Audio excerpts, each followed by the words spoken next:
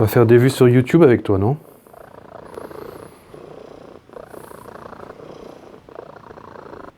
De famille je vous hais à famille je vous ai, de la famille en crise à la famille source de solutions, découvrons ensemble la thérapie familiale et de couple d'orientation systémique.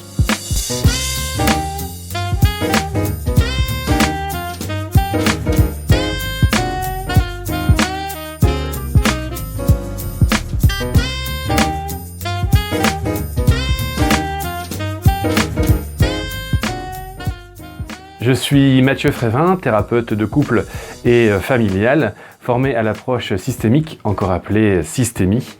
Je vous propose dans cette vidéo de nous intéresser à la systémie comme approche thérapeutique.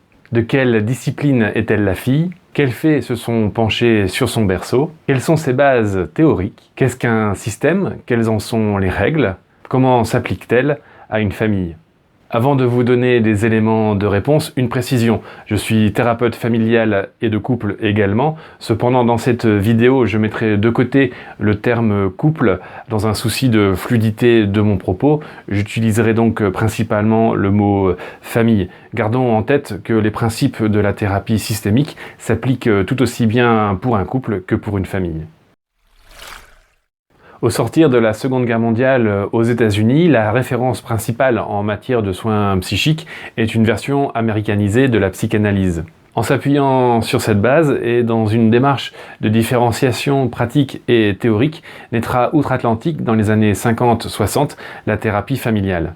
Des recherches sont notamment menées au Mental Research Institute de Palo Alto, au sud de San Francisco, en Californie. Ces travaux prolongent ceux de l'anthropologue Gregory Bateson et de son projet éponyme. Ainsi naîtra d'ailleurs l'école de Palo Alto. La thérapie familiale arrivera en Europe dans les années 70 via l'Italie et la Belgique, puis en France dans les années 80. Pour lui donner naissance, des chercheurs venus d'horizons différents, des psychiatres, des psychologues, des anthropologues, des universitaires, se nourrissent des apports des sciences humaines et des sciences dites dures.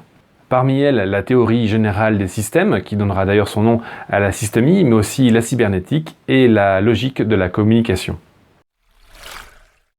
La théorie générale des systèmes, formulée par le biologiste Ludwig von Bertalanffy, ambitionne de définir les principes valables pour tout type de système, qu'ils soient biologiques, humains ou encore économiques. Selon cette théorie, le système solaire, le système sanguin ou encore les systèmes informatiques possèdent les mêmes propriétés. La totalité, la non-sommativité, la finalité, l'équifinalité et l'homéostasie. Pour les comprendre, étudions un système que nous allons simplifier, le pilotage automatique d'un bateau. Précisons que notre pilotage automatique est un système ouvert. Installé sur un bateau, il est soumis aux influences extérieures, force du vent, des courants marins ou encore de la programmation du capitaine. Pour créer notre pilotage automatique, prenons un assemblage ordonné de 3 éléments. Une barre, un gouvernail et un compas. Sans l'un d'entre eux, pas de pilotage automatique. Chacun est nécessaire au fonctionnement du système. C'est le principe de totalité. La barre, le gouvernail et le compas sont en interaction. Une action sur la barre modifie la position du gouvernail, qui lui-même impacte la position indiquée par le compas, qui en retour corrige la position de la barre, et ainsi de suite. Sur ces interactions repose le principe même du pilotage automatique. Un système ne se réduit donc pas à la somme de ses éléments. Il inclut également leurs relations. C'est le principe de non-sommativité. Le pilotage automatique possède une fonction. Il maintient le cap du bateau. Sans but, pas d'utilité du système. C'est le principe de finalité. Selon le principe du pilotage automatique, 2 corrections de nature différente, telles qu'une action du capitaine sur la barre ou une augmentation de la force du courant sur le gouvernail, maintiendront le cap, et ce, quelle que soit la destination. De même que la barre soit en bois ou en fibre de carbone, que la transmission soit mécanique ou électronique, que le système soit simplifié ou à contrario complexifié, il est en capacité de suivre un même cap, avec certes des contraintes et conditions très différentes, mais un même cap malgré tout. Bref, différentes causes, circonstancielles ou structurelles, même effet. C'est le principe d'équifinalité. Pour comprendre un système, il ne faut donc pas se limiter aux causes directes, mais il faut l'étudier dans son ensemble. Autrement dit, le fonctionnement d'un système dépend de sa capacité à se réorganiser, et non pas des conditions initiales de sa création, ni de sa nature. Le pilotage automatique ne peut fonctionner que s'il arrive à un point d'équilibre dans les interactions entre ces éléments. Trop d'informations entre la barre et le gouvernail et un déficit de données entre le gouvernail et le compas ne permettent pas le maintien du cap. Une autorégulation des échanges est nécessaire. Celle-ci s'opère à chaque instant pour garantir une direction claire malgré les aléas de la navigation. C'est le principe de l'homéostasie, un processus souple d'équilibration permanent. Au final, remarquons que ces règles, la totalité, la non-sommativité, la finalité, l'équifinalité et l'homéostasie, reposent avant tout sur des échanges d'informations. La cybernétique du mathématicien américain Norbert Wiener va préciser les modalités de circulation de ces informations. Le terme cybernétique vient du grec. Il signifie gouvernement, pilote. Et elle étudie les mécanismes d'organisation et de transmission de l'information en vue du pilotage et du contrôle d'un système. Elle établit que deux processus ne peuvent s'équilibrer qu'à la condition qu'entre eux se développe une relation fonctionnelle circulaire. C'est le concept des rétroactions, ou feedback, qui alimente en permanence le système en information correctrice. Nous retrouvons ici l'importance des interactions au sein d'un système. Avec le concept de feedback, émerge l'idée de causalité circulaire en opposition à la causalité linéaire. La barre, le gouvernail et le compas ne s'influencent pas de façon linéaire. Aucun d'entre eux n'est cause première. Ils sont tous causes d'ajustement réciproques dans des boucles de rétroaction. Ces feedbacks, en créant des boucles de rétroaction, autorisent l'autorégulation souple et permanente du système. Elles lui permettent d'atteindre son but en s'adaptant à des circonstances variables. L'homéostasie du système, essentielle à sa finalité, est alors maintenue. De la théorie générale des systèmes et de la cybernétique, retenons que le fonctionnement d'un système dépend de la qualité de la communication et de la souplesse des relations entre ces éléments en interdépendance. La communication et la relation tiennent donc un rôle central. Or, ces deux notions importantes sont connues des inventeurs de la thérapie familiale systémique. En étudiant les interactions humaines, ils attribuent à la communication une logique qui va venir enrichir les apports de la théorie des systèmes et de la cybernétique. Ils formulent que la communication a des effets pragmatiques, c'est-à-dire des effets sur le comportement des individus en interaction, selon 5 axiomes ou principes fondamentaux. Le premier axiome affirme qu'il est impossible de ne pas communiquer. Ne rien dire, c'est déjà dire quelque chose. Dans un échange, garder le silence n'est pas neutre. Cela définit une position et suscite généralement des réactions. Deuxième axiome. La communication s'établit sur 2 niveaux, le contenu et la relation. Le contenu, c'est le message délivré. Par exemple, en ce moment, le message que je vous transmets est « La logique de la communication comporte 5 axiomes ». La relation concerne la nature et l'organisation du lien entre les interlocuteurs. En ce qui nous concerne, un rapport de vulgarisateur à spectateur. Pour définir cette relation, nous devons nous détacher du message transmis et parler de nous-mêmes. Troisième axiome. Dans la communication, les interactions sont ponctuées. La ponctuation concerne l'agencement temporel d'une séquence de communication. Elle décrit où chaque interlocuteur fait débuter et terminer cette séquence, où il met une majuscule et un point. La ponctuation rend compte du lien causal que chacun attribue au fait dont il parle. Par exemple, 2 enfants qui se disputent une même tablette auront 2 ponctuations différentes de leur conflit. L'un dira « Je lui prends la tablette des mains car il la garde tout le temps pour lui ». L'autre dira « Je garde tout le temps la tablette car il me la prend des mains ». En résumé, c'est pas moi, c'est l'autre qui a commencé. Quatrième axiome. La communication connaît 2 modes, le digital et l'analogique. La modalité digitale recouvre le langage verbal, la parole, le discours. La sphère analogique est de l'ordre du langage non verbal, corporel, du dialogue tonico-émotionnel, les mimiques, le regard, le ton de la voix, les postures, etc. Le langage analogique a souvent besoin d'une traduction digitale pour être bien compris. De là parfois des erreurs d'interprétation. Des discordances peuvent apparaître entre les deux modes et générer des incompréhensions. Cinquième axiome.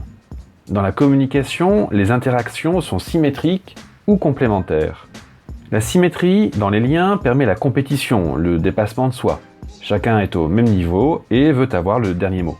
Dans ce type de relation, à l'excès, les risques sont la rivalité, le conflit, l'escalade symétrique. La complémentarité dans les liens autorise la compatibilité, la coopération. Chacun trouve sa place et complète la place de l'autre. À l'excès, les risques sont alors la fusion, la rigidité. Expérimenter ces deux types de relations est essentiel dans l'apprentissage du lien à l'autre. Nous venons de résumer les apports de la théorie générale des systèmes, de la cybernétique et de la logique de la communication. Ces travaux ont contribué à la création de la systémie appliquée à l'étude des familles. En effet, les pionniers de la thérapie familiale ont rapproché le fonctionnement d'une famille au fonctionnement d'un système organisé autour de la communication. Alors, plus précisément, en quoi la famille est-elle un système ? Elle s'apparente à un système car les principes décrits par la théorie générale des systèmes lui sont applicables. Tout d'abord, la totalité. Ses membres sont interdépendants. Les parents sont parents parce qu'ils ont des enfants et réciproquement. Ce qui arrive à un membre de la famille modifie la famille dans son ensemble. L'arrivée d'un deuxième enfant, par exemple, change la donne pour l'aîné, pour ses parents et au-delà, pour la famille élargie. La famille est également soumise au principe de non-sommativité.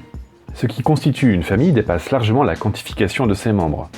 Le vécu d'une famille se structure avant tout à partir de ses relations, des liens affectifs implicites et explicites qui se tissent et se communiquent entre les membres d'une même génération, de générations différentes, et se transmettent à travers les générations. En outre, des sous-systèmes relationnels cohabitent. La fratrie, la sororie, les parents, le lien privilégié par exemple entre tel et tel cousin.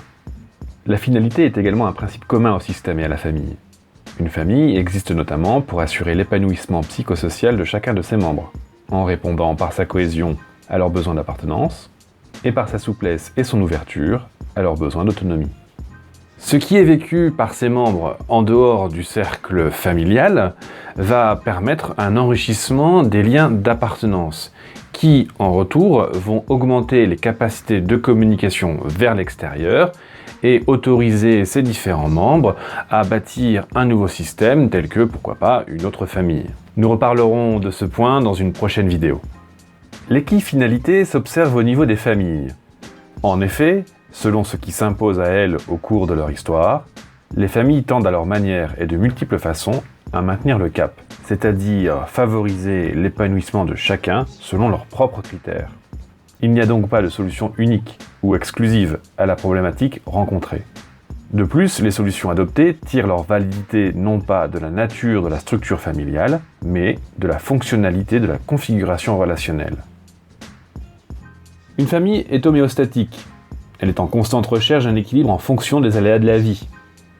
Elle doit constamment se réorganiser selon les naissances, les deuils, les départs des enfants, les évolutions de carrière, etc. Elle est immergée et sous l'influence d'un contexte socio-culturel et linguistique spécifique. Des événements extérieurs impactent, conditions économiques, mesures sanitaires, environnement juridique, représentation sociale de la famille. Elle est également soumise à des impératifs de changement de l'intérieur.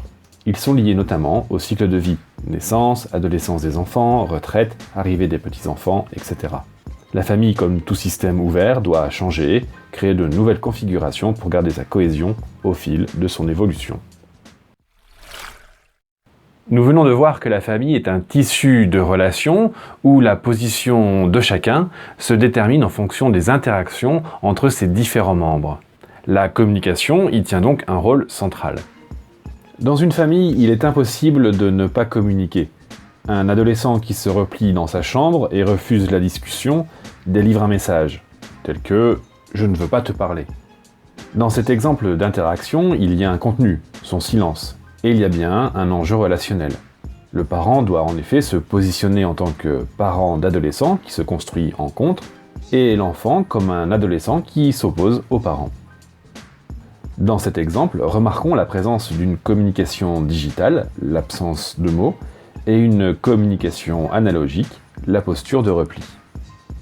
Dans une famille, il est aisé de repérer la ponctuation dans les échanges. Reprenons l'exemple des deux enfants qui se disputent une même tablette.